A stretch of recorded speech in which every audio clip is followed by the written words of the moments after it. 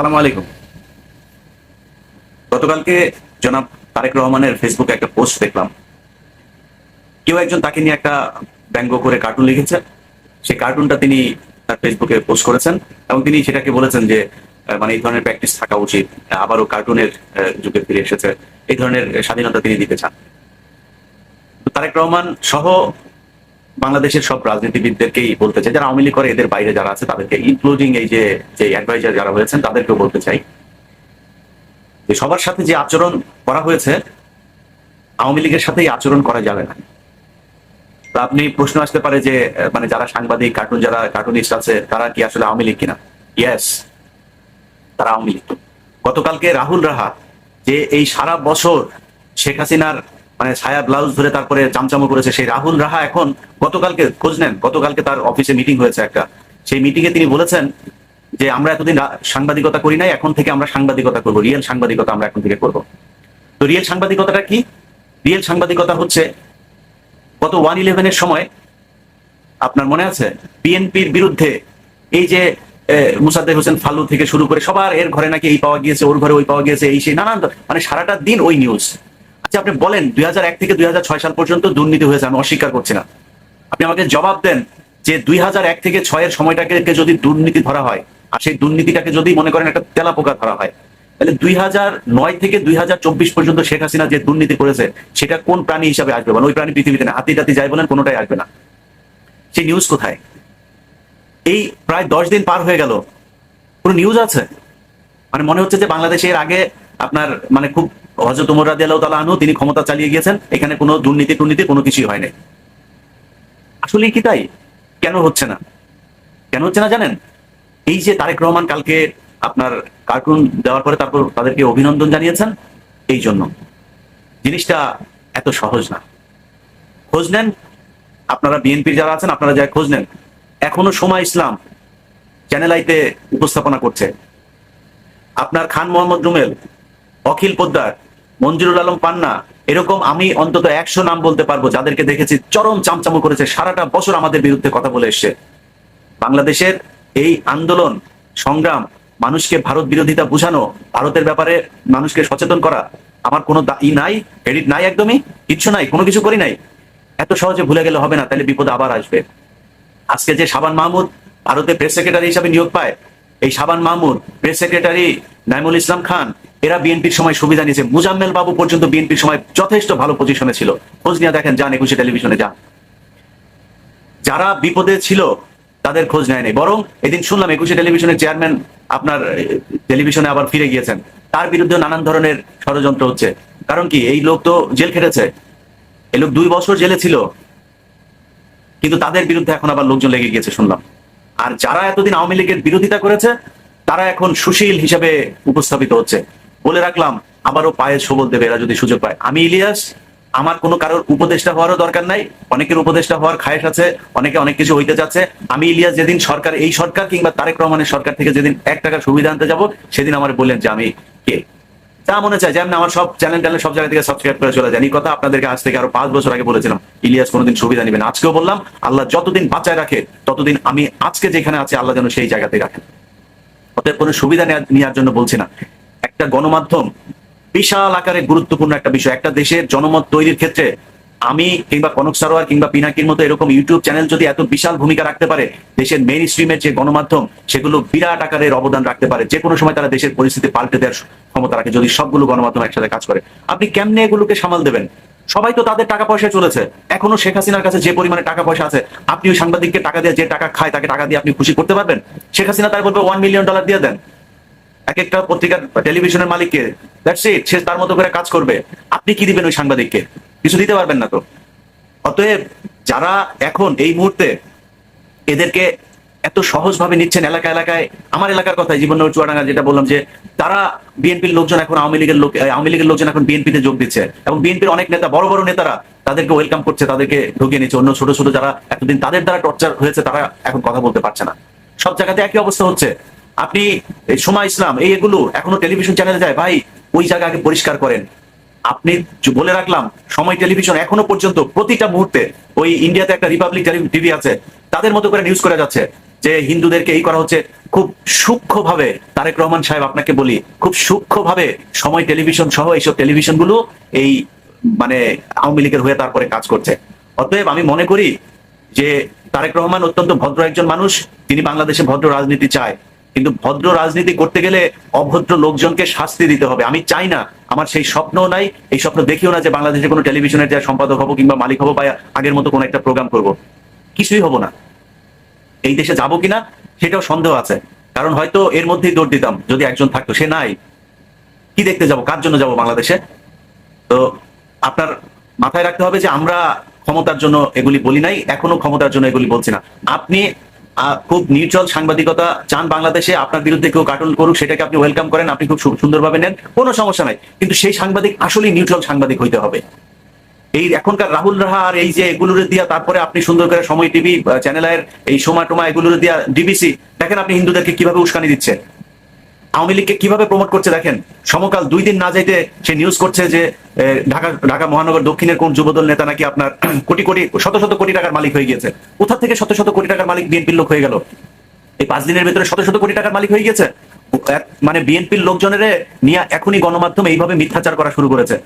এই দেশ এত সহজে স্বাধীন হয়নি, কোনো কারোর একা এই স্টেক হোল্ডার যারা আছে তাদের কাউকে পিছনে ফেলে দেওয়া যাবে না, বলা মানে এটা বলা যাবে না আমি একা করেছি, সে একা করেছে, ও একা করেছে। নো, সবাই মিলে এই দেশ স্বাধীন করেছে। এই গত যে আন্দোলন হলো, এই আন্দোলনে অনেক ছাত্রদল, যুবদল, বিএনপির অনেক মানুষ মারা গিয়েছে, শিবিরের অনেক মানুষ মারা গিয়েছে, জামাতের মানুষ মারা গিয়েছে, সাধারণ মানুষ মারা গিয়েছে। আমাদের মতো বহু যারা এই সোশ্যাল মিডিয়াতে যুদ্ধ করেছে তাদের অনেক মানে কি বলবো যে মানে ত্যাগ তিতিক্ষার ফলে আজকের বাংলাদেশ। অতএব যারা এখন এইসব কথাবার্তা বলে যে বিএনপি এই করছে, বিএনপি ওই করছে, তাদের বোঝা উচিত যে এই দেশ আপনার মতো এই সমকামী সাংবাদিকের কারণে এই দেশ স্বাধীন হয় নাই। এই দেশের স্বাধীনতার পেছনে বিএনপির অনেক রক্ত আছে, জামাতের অনেক রক্ত আছে, আমাদের মতো বহু সাধারণ মানুষের রক্ত আছে। গত 15 বছর আপনাদের কাছে শুনতে হয়েছে আমরা হচ্ছে রাজাকার, আমরা নাকি পলাতক আসামি, এগুলো শুনতে হয়েছে। সো আমি মনে করি তারেক রহমানের জায়গা থেকে তারেক রহমান ঠিক আছে, তারেক রহমান এই আদেশ তো আর আপনাকে দিতে পারবে না। আপনি যারা বিএনপি করছেন আপনাদের বলে রাখলাম, এখনো সময় ইসলাম সুন্দরভাবে অফিসে যাবে আসবে, এটা করতে দেওয়া যাবে না। এদেরকে প্রতিহত করতে হবে। আমার মানে আমি এটার মানে এটা মিন করছি না তারা মারধর করেন, মেরে ফেলেন, এগুলি দরকার নাই। চ্যানেলের সামনে যান, সময় টেলিভিশনের সামনে যান, যায়া সাংবাদিক আমি লিস্ট ধরাই দিব, আপনাদেরও সেই লোকগুলো আছে, লিস্ট ধরে ধরে আপনারা সেই টকশো গুলো দেখেছেন, নিউজগুলো দেখেছেন, কারা করেছে সেই নিউজগুলো, এদেরকে সরাইতে হবে। আমিও হইতে চাই না সাংবাদিক, আমার দরকার নেই, আমি বাংলাদেশে এখন সাংবাদিকতা করবো না। কিন্তু যারা আসবে, যে আসবে, তাদেরকে নিরপেক্ষ হইতে হবে। এই টেলিভিশন, এই পত্রিকাগুলোতে বহু জুনিয়র সাংবাদিক আছে, সিনিয়রদের ভেতরে অনেকে চুপ করে বসেছিল, তাদেরকে অফিসে কথা বলতে দেওয়া হয়নি। খোঁজ নেন, যায় যান, তাদেরকে যাদের যা জিজ্ঞেস করেন কারা অফিসের ভেতরে এইভাবে দলকানা সাংবাদিকতার এই কাজ করেছে, সেগুলো সরাইতে না পারলে সম্ভব না, একদমই পারবেন না। এই 15 তারিখে দেখেন, 15 তারিখে আপনার এই শেখ হাসিনা উস্কানি দিচ্ছে, সেখানে ফোন করে একটা রেকর্ডও বের হয়েছে, সেখানে উস্কানি দিচ্ছে মানুষকে, তার দলের লোকজনকে। তার তো টাকা পয়সা কোনো কিছু অভাব নাই, কেউ ধরাও পড়ে নাই, সবগুলো লোক এখনো বাংলাদেশে আছে, তাদেরকে আওয়ামী লীগ সুন্দর করে তাদের দলে আনার চেষ্টা করতেছে, মানে বিএনপি। এবং আমি এই গত 10 দিন হয়ে গেল, এখন পর্যন্ত এরকম কোনো চিরুনি অভিযান দেখলাম না যে তাদের করতে হয়, মানে তাদেরকে ধরা হচ্ছে, এরকম কোনো কিছু দেখছি না। কিছু কিছু মানুষকে শুনছি ধরা হচ্ছে, তারা কোথায় আছে কেউ জানে না। দেশে কি মানে কোনো আইনের শাসন নাই, কিছুই নাই, তারা অন্য জায়গায় থাকবে কেন, ক্যান্টনমেন্টে থাকবে কেন, মানে তাদেরকে লুকায় রাখা হবে কেন? তাদেরকে কোর্টে আনতে হবে, তাদের বিচার শুরু করতে হবে, কাকে কাকে আটক করা হচ্ছে তাদের নাম বলতে হবে যে এই ব্যক্তি আটক হয়েছে, কারণ তারা তো খুনি, তারা খুন করেছে। গত 1 সপ্তাহ আগে তারা বাংলাদেশে বিশাল বড় একটা জেনোসাইড করেছে, সেগুলি বিচার করতে হবে না? এদেরকে তো ধরতে হবে, সেটা করা হচ্ছে না। গত কয়েকদিন ধরে আপনি যদি ইয়েও দেখেন, মানে যেই রাজনৈতিক যে কর্মকাণ্ডগুলিও যদি দেখেন, এখানে এসে শাহবাগের কোনায় এসে তারপরে তারা জড়ো হচ্ছে, খুলনায় বিশাল আকারে জড়ো হচ্ছে। কিভাবে সম্ভব এটা? কারা করছে, কেন, কিসের জন্য, কি চায়? বিভিন্ন জায়গায় এখন এই মুহূর্তে যদি 15 আগস্টে তাদের যে পরিকল্পনা, সেটা যদি তারা বাস্তবায়ন করতে, আমি তো মনে করি খুব বেশি কঠিন কিছু না।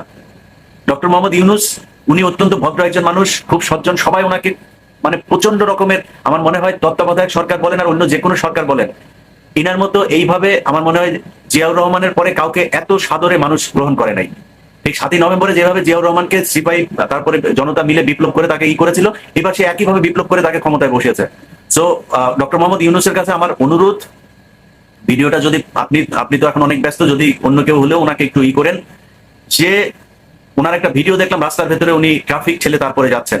আমার মনে হয় বিষয়টা আরেকটু সিরিয়াসলি নেওয়া উচিত, কারণ দেশে রয়ের যে তৎপরতা গত 15 বছরে তাদের যে মানে কি বলবো যে বিল্ডিংটা বিল্ড আপ হয়েছে, সেটা কিন্তু অনেক গোপন।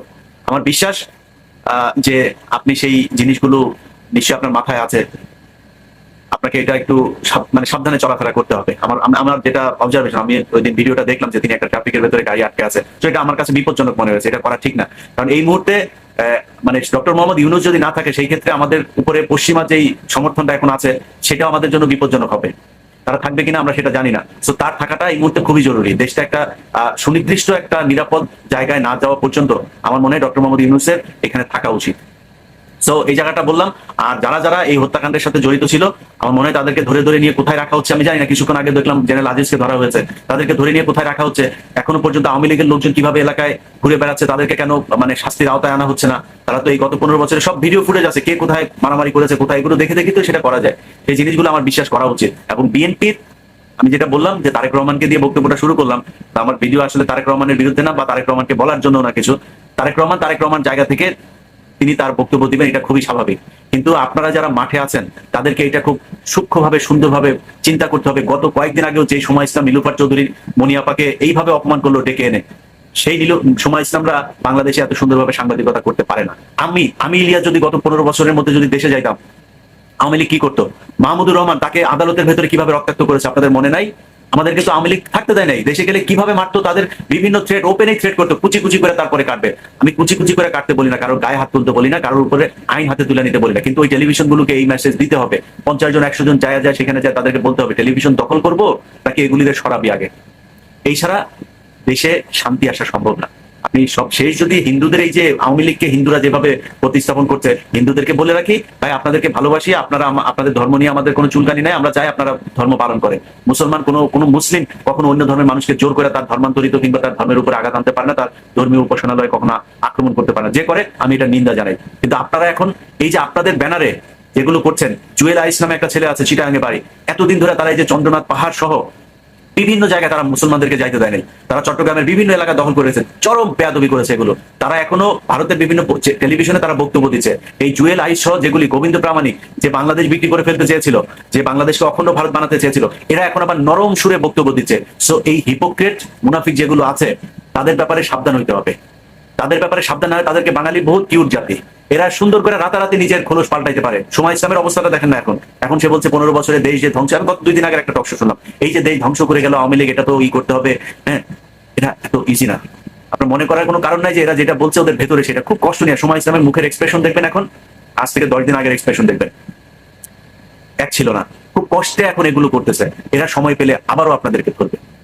এই জায়গাগুলো আমার মনে হয় ঠিক করা উচিত।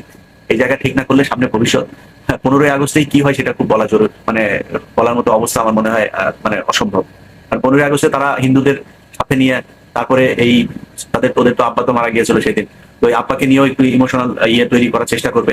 আর পত্রিকা টেলিভিশন গুলো হঠাৎ করে আপনার করছে, আবার জাতীয় শোক দিবস সেটাও চেঞ্জ করা হচ্ছে না। এটা তো মানে খুবই ভয়ঙ্কর জিনিস। মানে এদেরকে যদি আবারও এইভাবে সুযোগ দেওয়া হয়, তাহলে আপনি মনে করেন তারা কি করবে? টেলিভিশন পত্রিকাগুলোতে অল্প অল্প অল্প অল্প করে এখন নিউজ করা হচ্ছে যে গণভবনে এই যে কি অমানুষের মতো অমানবিক কাজ করা হলো, সংসদ ভবনে তাদের সংসদ ভেঙে ফেলা হয়েছে, সংসদের ভেতরে চেয়ার টেয়ারের উপরে দাঁড়িয়ে একজন সিগারেট খাচ্ছে, এই সে বিশাল আকারের সমস্যা। আরে বেটা, ওই সংসদে তো নর্তকীরা নাচতো, ওই সংসদে বসে যত ধরনের আকাম কুকাম সব করতো। এই যে এই ময়মনসিংহের এমপি মুরাদ, তারপরে আরো বহু এমপি আছে, মানে আওয়ামী লীগের তো মোটামুটি 99% এগুলি সব মাগিবাজ। এই মাগিবাজরা এখানে বসে দেশ চালাইতো। আবার ওইখানে নর্তকী এই 300 টাকার জিনিস মমতাজ এখানে নাচ গান করতো, ওটা তো এমনি ভাঙা ফেলা উচিত। নতুন করে দুধ দিয়ে ধুয়া তারপরে আবার শুরু করতে হবে। গণভবন, এটা বাংলাদেশের 18 কোটি মানুষ, 16 কোটি মুসলমানকে এই গত 15 বছর নির্যাতন করেছে। আপনি কিভাবে চিন্তা করেন যে ওই গণভবনে মানুষ যায় তারপরে মানে আরামে থাকতে দিবে তাদেরকে? ওদেরকে তো পায় নাই। ভাঙচুর যেটা করেছে গণভবনে তো আগুন লাগাই দিত। আমার যা ধারণা, পাবলিকের যে অবস্থা ছিল অন্য জায়গায় আগুন লাগিয়েছে, ওইখানে লাগাই নাই কেন, এটা আমি আশ্চর্য হই। কারণ এই মানুষগুলো যারা এসেছিল ওই দিন, ওরা কি আপনার মনে হয় ওই 150 টাকার হাঁস আর শেখ হাসিনার ব্লাউজ ব্রাটরা পেন্টি টেন্টি এগুলো নিতে আসছিল? আপনার মনে হয় এটা এত ফানি না? এই মানুষগুলো রাস্তায় ওই দিন এসেছিল গুলি খাওয়ার জন্য। তারা জানে তার আগে শেখ হাসিনা কি করেছে। একটা সিদ্ধান্ত যদি এই দিক ওইদিক হইতো, তাহলে ওই দিন বাংলাদেশের রক্তের বন্যা বয়ে যেত। সো আপনারা যারা সুশীল টেলিভিশনে বসে বসে এতদিন শেখ হাসিনার পেন্টি ধুয়া দিচ্ছেন, তারা এখন আপনি মানে লেসপেন্সারগিরি করছেন। আপনি বলছেন এই গণভবনে, সংসদ ভবনে এ কোন বাংলাদেশ, এই সেই। তুই কে রে বেটা? তুই এটা বলার কে? যারা ওই দিন আন্দোলনে এসেছিল তারা ওই দিন শেখ হাসিনারে পাইলে ওইখানে যদি ওরা আকাম করে মারাও ফেলতো না, তাও আমি দোষ দিতাম না। শেখ হাসিনারা যদিও করতো না গন্ধ জিনিস, এটা করতো না, কিন্তু যদি ইয়াং হইতো, যদি পোলাপান করতো, ওরে পাওয়ার পরে বললো, আমি এটা খুব খারাপ কিছু মনে করতাম না। কারণ কি জানেন? কারণ এরা ওই দিন মরতে এসেছিল। আমি আর আপনি ওইখানে মরতে জানি। আপনি যে বালের সুশীল, এখন সুশীলগিরি দেখাইতেছেন না, আপনি রাস্তায় নামেন নাই।